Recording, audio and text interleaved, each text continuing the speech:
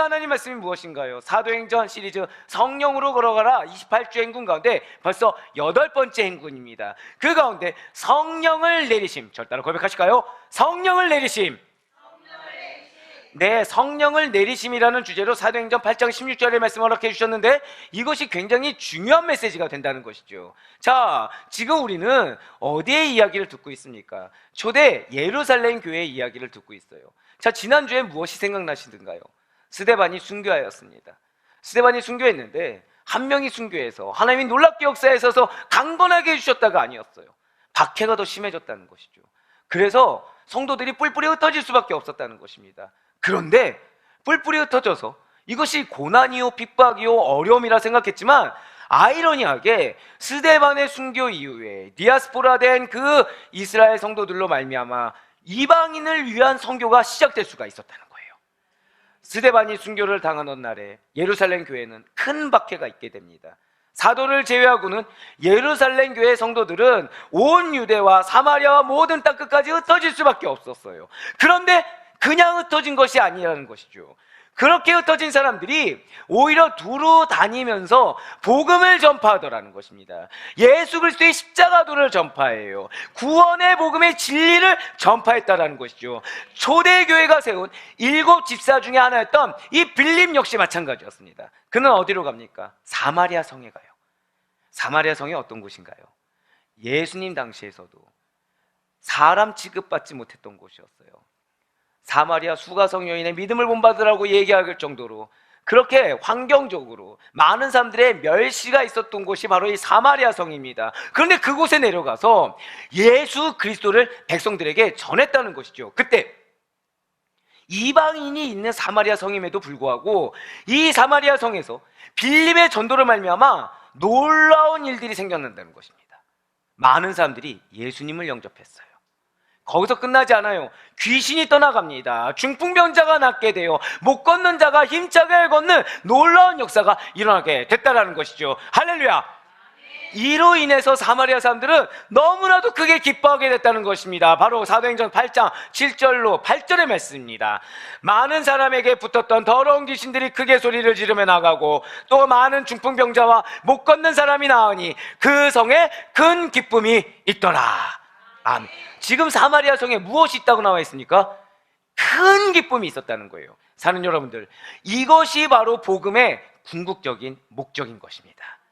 저는 사랑하는 우리 아델포이교회 성도님들로 말미암아 여러분들에게 붙여준 하나님의 영혼이, 그리고 여러분들에게 붙여준 하나님의 주의 몸된 공동체가 늘 항상 큰 기쁨이 흘러넘칠 수 있기를 간절히 소망합니다.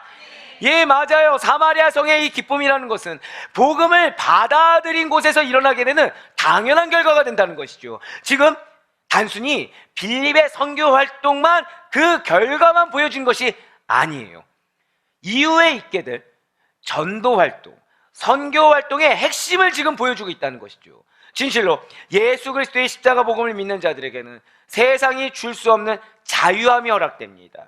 감사가 주어져요. 기쁨이 허락됩니다. 이런 놀라운 애가 당시뿐만 아니라 오늘날을 살아가고 있는 우리 모든 아델포이교회 성도님들에게 이미 주어졌음을 반드시 믿으시길 바라겠습니다. 지금 사마리아 성에게 바로 동일하게 이런 애가 주어지고 있다는 거예요. 그런데 이런 사마리아 성에는 단순히 복음을 영접하고 기뻐서 하나님께 영광 올리는 자들만 존재했던 것이 아니라는 것이죠. 마술을 행하여 사마리아 사람들에게 존경을 받고 있던 마술사 시몬 마구스라는 사람이 존재했다는 것입니다. 그는 사마리아 사람들에게 오랫동안 칭찬받았어요. 오랫동안 존경을 받던 자입니다.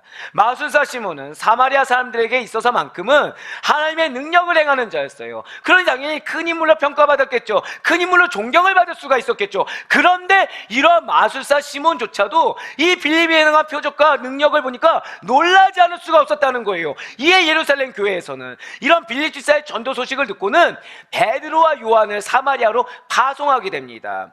빌립의 사역을 돕고 사마리아 성의 새로운 성도들을 도우라고, 격려하라고 파송했다는 것이죠. 그렇다고 한다면 이렇게 돕기 위해서, 격려하기 위해서 파송된 베드로와 요한은 무슨 사역으로 빌립을 돕게 되는 것입니까? 사마리아인들이 복음을 들었어요. 예수의 이름으로 세례를 받았습니다. 그럼 무엇을 받아야 될까요? 맞아요. 성령님을 받아야 돼요. 그런데 아이러니하게도 성령님을 받지 못했다는 것이죠. 그래서 두 사도는 성령 강림을 위해서 절대 고백하실게요.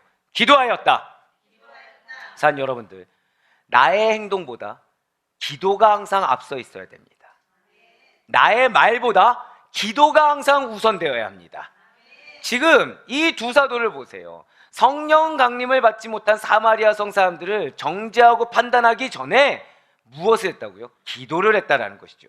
바로 사도행전 8장 15절로 16절의 말씀입니다. 그들이 내려가서 그들을 위하여 성령 받기를 기도하니 이는 아직 한 사람에게도 성령 내리신 일이 없고 오직 주 예수의 이름으로 세례만 받을 뿐이더라. 아멘. 아니, 분명히 사마리아 성 사람들은 이미 빌립의 전도에 의해서 예수님을 믿고 세례를 받았습니다. 그런데 지금 놀라운 것은 베드로와 요한은 다시 사마리아 사람들에게 성령을 내려달라, 성령 강림을 허락해달라고 기도했다는 거예요. 아니, 왜이겠습니까? 분명 베드로는 사도행전 2장 말씀을 통해서 이렇게 말을 한 바가 있어요. 사도행전 2장 38절의 말씀입니다. 예수 그리스도의 이름으로 세례를 받고 죄사함을 받으라. 그리하면 성령의 선물을 받으리니. 아멘. 지금 뭐라 말을 하고 있는 건가요? 분명 베드로는 지금 사도행전 2장 38절 말씀을 통해서는 세례를 받고 죄사함을 받으면 무엇을 받는다고요? 성령을 받는다고 약속해 주셨어요. 그렇다면 지금 베드로는 회개하고 예수 그리스도의 이름으로 세례를 받으면 성령을 받으리라라는 약속의 말씀과는 달리 2장에서는 이렇게 얘기했지만 오늘 본문에는 사도행전 8장에서는 전혀 다른 기도, 다른 말을 하고 있는 것입니까? 이 베드로라는 사람이 여기서는 이 말을 하고 저기서는 다른 말을 하는 중언부언하는 그런 사람입니까? 아니라는 거예요. 지금 하나님께서는 놀라운 뜻이 있었다는 거죠. 정확히는 사마리아 성 사람들을 통해서 저 따라 고백하실까요? 인간의 편견, 인간의 생각, 그렇습니다. 인간의 편견과 인간의 생각을 뛰어넘는 하나님의 섭리와 경륜을 드러내기 위한 놀라운 목적이 있으셨다는 거예요. 전통적으로 앞서 말씀드렸다시피 사마리아 성 사람들은 어떤 사람들입니까? 무시당하는 사람들이었어요. 사람으로 취급받지 못했어요. 개돼지보다도 못하다는 취급을 받던 이들이 바로 이 사마리아인들입니다. 누가 그들을 무시합니까? 유대인들이었다는 것이죠. 그런데 유대인들이지만 이 이방민족인 사마리아인들을 세례를 받았기 때문에 영적 공동체로 받아들여야 하는 그런 상황 가운데 처해 있다는 것입니다. 과연 누가 그동안 익숙하게 무시해왔던 사람들을 이렇게 순적하게 받아들일 수가 있겠습니까? 누가 세례를 받았다고 해서 하나님이 나에게 붙인 영혼이구나 라고 하면서 이전까지 사람 취급하지 않았던 사람을 나의 형제자매요 아들 포유하고 받아들일 수가 있겠습니까? 당연히 받아들이기 힘들다는 거예요. 당연히 그럴 수 없다는 건 하나님은 너무 잘하셨다는 거죠. 그런데 그 받아들이지 못하는 사람 중에 누가 있는 거예요? 사도들이 있다는 거예요. 유대인이기 때문에 어쩔 수 없다는 거죠. 그래서 하나님은 깨닫게 하길 원하셨어요. 베드로와 요한으로 하여금 성령이 임하시는 것을 특별히 목도하게 하시는 것입니다. 이방인이에요. 인정하지 않는 사람들이에요. 근데 성령이 내려온 걸 목도했다고 하면 인정하겠습니까? 인정하지 않겠습니까? 인정할 수밖에 없다는 거죠. 맞습니다. 성령이 임하시는 것을 베드로와 요한으로 하여금 특별히 목도하게 하심으로 하나님의 섭리와 경륜이 어떠한 것인지를 깨닫게 하고자 하셨다는 것입니다. 그러니 성령이 내려진다는 것, 이것은 인간의 힘이 아닙니다. 성령이 내려진다는 것, 인간의 의지가 아니에요. 이 성령이 내려진다는 것은 오직 하나님의 섭리, 하나님의 경륜에 의한다는 사실을 이 시간 반드시 믿으시길 바라겠습니다. 그렇기 때문에 빌립 집사가 예수 그리스도의 이름으로 세례를 베풀었지만 베드로와 요한이 사마리아에 도착할 때까지 하나님께서는 성령을 내려주지 않으셨다는 거예요. 이것을 오해해서 세례와 성령 세례는 다른 거야 라면서 성경을 곡해서는 안 되는 것입니다. 여러분들이 반드시 기억하셔야 될 것이 있어요. 성령님에게는 3대 사역이 있습니다. 그것은 성령 세례, 성령 내주, 그리고 성령 충만이 있다는 것이죠. 무엇이 있다고요? 성령 세례, 성령 내주, 성령 충만이 있습니다. 그 가운데 이 세례라는 것은 삼위일체 하나님의 이름으로 베풀어지는 것으로서 세례 따로 성령 세례 따로 임하는 것이 아니다라는 사실을 여러분들 반드시 기억하시길 바라겠습니다. 그렇습니다. 이런 하나님의 놀라우신 섭리와 뜻 가운데 베드로와 요한은 사마리아인들에게 안수한 거예요. 그러자 그들은 성령을 받았다는 것이죠. 할렐루야. 바로 이때 사마리아 성 사람들에게 존경을 받던 마술사 시몬이 그들처럼 회개하고 세례를 받음으로 성령을 받을 생각을 한 것이 아니라 해서는 안 될 일을 생각했다는 거예요. 무엇입니까? 사도들이 안수한 다음에 성령이 임하는 것을 보고 이 마술사 시몬은 돈을 주고서라도 회개하고 믿을 생각을 하는 것이 아니라 돈을 주고서라도 사도들이 행한 권능을 사려고 들었다는 것이죠. 그 권능으로 말미암은 결과물을 내 것으로 취하고 싶었다는 거예요. 사도행전 8장 18절과 19절의 말씀입니다. 시몬이 사도들의 안수로 성령 받는 것을 보고 돈을 들여 이르되 이 권능을 내게도 주어 누구든지 내가 안수하는 사람은 성령을 받게 하여 주소서 하니. 아멘. 너무나도 악하죠. 하나님의 일입니다. 성령의 사역은 누구의 일일까요? 하나님의 일이에요. 하나님의 권능이에요. 그것을 돈으로 주고 사려고 했다는 거예요. 그럼 지금 마술사 시몬의 생각처럼 성령을 내리고 성령을 받고 하는 성령과 관련된 능력을 세상에서 통용되는 돈으로 구매할 수가 있는 것입니까? 당연히 아니라는 거예요. 마술사 시몬은 성령에 대해서 오해를 하고 있습니다. 아니, 아주 큰 착각을 하고 있다는 거예요. 그래서 베드로는 이러한 생각을 하는 시몬의 어리석음에 대해서 책망할 수밖에 없다는 것이죠.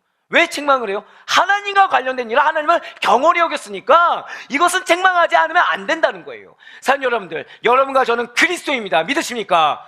우리는 하나님의 백성이에요. 그렇기 때문에 우리는 어떠한 경우에서도 내가 핍박받는 거 괜찮습니다. 내가 멸시받는 거 괜찮아요. 하지만 그리스도인이라고 한다면 하나님이 경홀히 여김을 받는 것을 모른 척 넘어가서는 안 된다는 사실을 여러분들 반드시 믿으시길 바라겠습니다.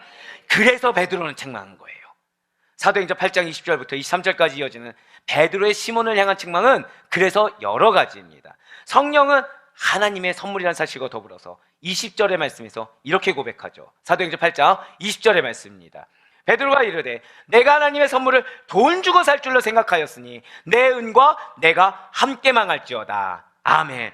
성령은 하나님의 선물이에요. 그런데 그 하나님의 선물을 돈을 주고 능력을 사려고 하는 자는 돈과 함께 망할 것이다 라고 지금 선포한 것입니다. 이뿐만이 아니에요. 베드로는 지금 또 시몬의 망령된 생각을 지적하면서 지금 시몬이 그런 생각을 하는 이유가 하나님 앞에서 마음이 바르지 않기 때문이라고 또 선포하고 있어요. 사도행전 8장 21절의 말씀입니다.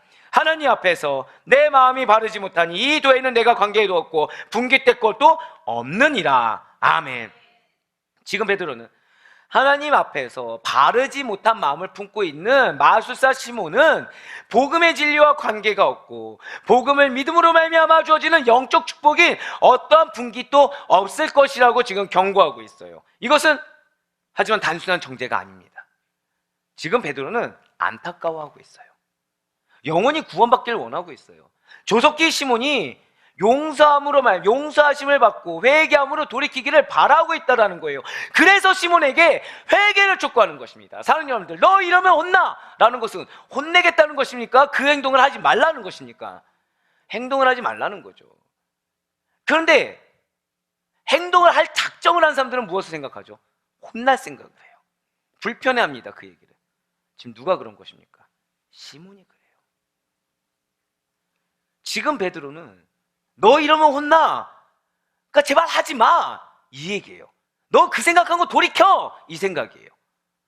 근데 시몬은 그렇게 듣지 않아요. 그래서 시몬에게 복음의 능력을 세속적인 관점에서 보려고 하는 너의 악독과 불의에 가득 찬 영적 상태를 보라고 지금 다시 한 번 더 지적을 합니다. 사도행전 8장 23절의 말씀입니다. 내가 보니 너는 악독이 가득하며 불의에 매인 바 되었도다. 마음이 바르지 못한 이유가 무엇이에요? 불의에 매인 바 됐기 때문이에요. 허탄한 생각을 하는 이유가 무엇입니까? 마음이 바르지 못해서예요. 불의한 생각에 매여 있기 때문이라는 것이죠. 지금 베드로는 단순히 공격적인 언사를 퍼붓고 있는 것이 아니에요. 베드로는 마술사 시몬이 제발 회개함으로 말미암아 그의 마음에 지닌 악함을 제거해서 참된 그리스도인, 바른 그리스도인, 하나님께서 기뻐하신 하나님의 백성으로 온전히 설 수 있기를 원했다는 거죠. 이에 마술사 시몬은 두려워합니다. 그래서 베드로에게 요청을 해요. 나를 위해 기도해달라고 요청한다라는 것이죠. 사도행전 8장 24절에 맺습니다. 시몬이 대답하여 이르되 나를 위하여 주께 기도하여 말한 것이 하나도 내게 임하지 않게 하소서 하니라. 아멘. 지금 회개하였습니까? 아니에요. 속아서는 안 돼요. 두려워는 했지만 회개는 하지 않았어요. 너무나도 안타까운 일이에요. 베드로의 책망과 회개의 공고 앞에 마술사 시몬은 두려워한 것은 맞습니다. 그래서 스스로 죄를 자백하고 하나님께 돌이켜야 되는데, 즉 회개해야 되는데 그것을 선택하기보다는 성령의 능력을 돈으로 사려고 했던, 절대 고백하실까요? 죄의 결과만을 회피하는 쪽을 선택했다는 거예요. 인정하고 돌이키기만 하면 되는 것을 그거 하기 싫어서. 왜요? 결과면 눈이 맞춰져 있으니 당연히 본질을 못 보겠죠. 그에게 중요한 것이 무엇입니까? 그저 능력이에요. 그저 결과였기 때문에 그는 죄의 결과만 따로 회피할 수 있을 줄 착각했다는 것이죠. 하지만 사랑하는 우리 모든 아델포이 교회 성도 여러분들, 마술사 시몬은 성령이 임하게 하는 권세가 많은 사람들에게 영향력을 미치며 그로 말미암아 명예, 재물, 세속적인 권세 등을 얻을 수 있을 거라고 생각을 했어요. 착각을 했습니다. 성령의 능력이 그런 것들로 착각하고 있었다는 거예요. 마치 세상의 권력과 재물의 축적으로 받아들인다고 한다면 이는 크나큰 착각에 불과하다는 사실을 우리는 반드시 잊지 말아야 하는 것입니다. 진실로 성령님은 믿는 여러분과 저로 하여금 주의 일을 감당하기 위해서, 하나님의 자녀로서 사명을 완수하게 하기 위해서, 그 은혜를 체험하게 하기 위해서, 영적 싸움에서 승리하게 하기 위해서 필요한 존재라는 사실을 이 시간 반드시 잊지 마시길 바라겠습니다. 그러니 기억하시기 바라요. 여러분과 저에게 성령님이 내려주셨습니다. 믿으십니까? 그 이유는 진리와 능력의 영이신 성령님께서 여러분과 저를 친히 인도하시길 원해서, 친히 통치하시기 위해서 내려졌다는 사실을 믿으시길 바라요. 내가 성령님을 도구로 쓰는 게 아니에요. 우리가 도구가 되는 것입니다. 내가 여기에서 성령님이 역사해주고 여기서 성령님이 모른 척해주고 이런 용도로 쓰는 게 아니에요. 성령님이 가라고 하면 가는 거고 성령님이 멈추라고 하면 멈추는 거예요. 저다 고백하실까요? 내가 도구입니다. 바로 그거예요. 내가 도구예요. 진실로 자유의지를 가진 인간은 자의대로 판단하고 행동할 수 있는 거 맞습니다. 그렇지만 죄악된 세상에 살면서 그 마음이 죄로 오염된 인간이 이 실생활을 감당하는 가운데 그릇된 판단을 하면서 죄악된 일을 한다는 거 매우 쉬운 일이라는 거죠. 믿는 성도들도 마찬가지입니다. 분명 여러분과 저는 구원을 받았어요. 하지만 우리의 육신이 어디 있나요? 여전히 우는 사자같이 미혹하려고 하는 사단의 꾀에 빠져서 죄를 범하는 생활을 계속하기 쉬운 죄악된 세상에 속해 있는 것이 우리의 육신입니다. 따라서 우리는 세상의 지배를 받으면 안 돼요. 사람의 지배를 받으면 안 됩니다. 그 영역을 조금이라도 허락해서는 안 돼요. 우리는 오로지, 절대 고백하실까요? 성령의 지배하심. 그렇습니다. 우리는 오로지 성령의 지배하심을 받아야 합니다. 그래서 내 뜻이 아니에요. 하나님의 뜻 가운데, 성령님의 뜻 가운데 나아가는 것, 이것이 바로 믿는 자의 바른 본질이라는 사실을 잊지 마시길 바라겠습니다. 진실 성령님은 세속적인 가치와 거짓 교사, 이단들의 오류로부터 교회와 우리 온 성도님들을 지키시고 바른 길로 인도하여 주세요. 진실로 성령님께서는 예수 그리스도의 복음으로 여러분과 저를 인도하여 주시사 우리의 영혼에 완전한 구원의 길로 친히 이끌어 주신다는 것이죠. 그 대표적인 실제적인 사례가 바로 오늘 본문 사도행전 8장에 나타나고 있는 빌립의 에티오피아 내시의 전도가 아니겠습니까? 사마리아 땅에서 전도하고 있던 빌립이에요. 그런데 사마리아 땅에서 잘 전도의 결과도 맞이했고 많은 사람들이 영접하는 놀라운 은혜를 경험해서 이제 좀 한 일가를 이루었다 생각할 만하니까 주의 사자가 갑자기 임하시는 거죠. 그를 예루살렘에서 가사로 내려가는 광야 길로 인도하셨다는 것입니다. 바로 사도행전 8장 26절의 말씀입니다. 주의 사자가 빌립에게 말하여 이르되 일어나서 남쪽으로 향하여 예루살렘에서 가사로 내려가는 길까지 가라 하니 그 길은 광야라. 아멘. 지금 사마리아 성에서 잘 전도하고 있던 빌립을 강권해서 광야 길로 내려가도록 지시하고 있는 주체가 누구입니까? 분명 복음 전도를 위해서 움직이는 자는 빌립이 맞아요. 하지만 그 빌립을 움직이도록 만드는 동인이 바로 주의 사자라는 것이죠. 그렇습니다.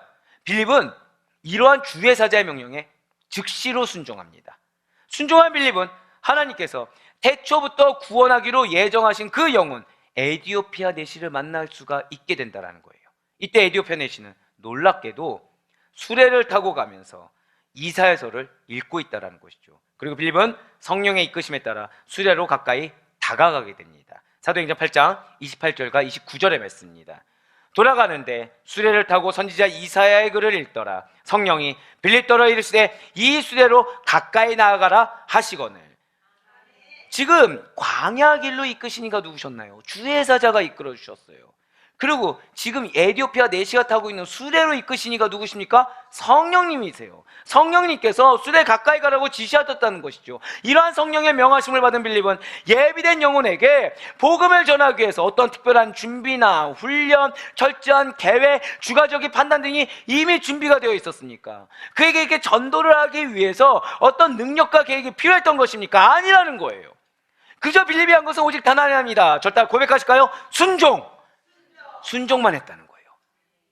성령의 지시를 받고 즉시로 행하는 순종의 행위만을 했다는 것이죠.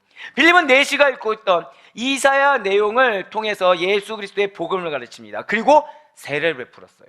그러한 빌립을 주의 영은 또 한 번 다음 행선지로 나아가도록 도와주십니다. 사도행전 8장 38절과 39절의 말씀입니다. 이에 명하여 수레를 멈추고 빌립과 내시가 둘 다 물에 내려가 빌립이 세례를 베풀고 둘이 물에서 올라올 새 주의 영이 빌립을 이끌어간지라 내시는 기쁘게 길을 가므로 그를 다시 보지 못하니라. 아멘. 지금 세례를 베푼 빌립이에요. 사명을 감당했어요. 광야로 와서도 순종해서 세례를 베풀었어요. 그런데 주의 영이 변함간 빌립을 다른 곳으로 이끌어 주신다는 것이죠. 그렇습니다. 광야 길로 이끄신 주체가 주의 영입니다. 빌립의 다음 행선지로 이끈 주체 역시도 주의 영입니다. 주의 영의 인도하심을 받은 빌립은 아소도로부터 시작해서 가이사랴에 이르기까지 해안 지방에 두루다니며 주의 복음을 전했다라는 거예요. 이러한 빌립의 에디오피아 내시 전도에 있어서 처음부터 끝까지 빌립은 그를 계속 움직이게 만들었던 원동력, 보이지 않은 영역의 힘을 의지하고 순종했다는 것이죠. 내 생각이 아니었다는 거예요. 내 판단이 아니었다는 거예요. 그 보이지 않는 영역의 힘이 무엇입니까? 그것은 26절에서의 주의 사자요, 29절에서의 성령이었으며 39절에서의 주의 영이었다는 것이죠. 이처럼 빌립의 복음 정도는 사람의 힘이 아닙니다. 하나님께서 성령을 내려주심으로 말미암아 그러한 초자연적인 능력으로 가능했다는 사실을 여러분들 반드시 기억하시길 바랍니다.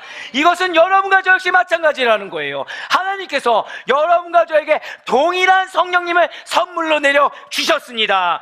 우리에게 보이지 않는 영역의 힘, 바로 성령님이 내려주셨다는 사실을 믿으시길 바랍니다. 우리는 그래서 성령님의 도우심을 받아 능력 가운데 믿는 자로 살아갈 수가 있어요. 힘있게 사역을 감당할 수가 있다는 것이죠.